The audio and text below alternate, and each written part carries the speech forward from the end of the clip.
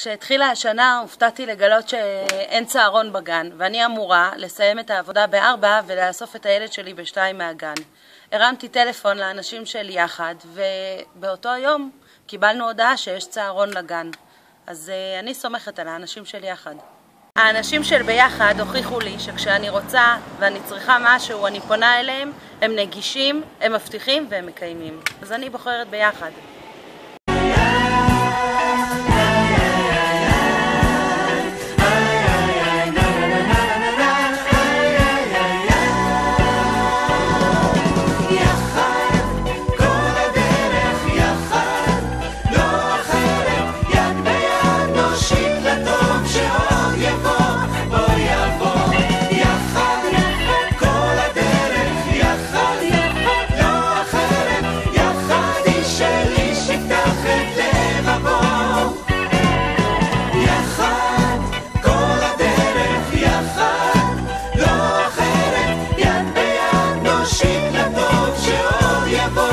בוא יבוא, יחד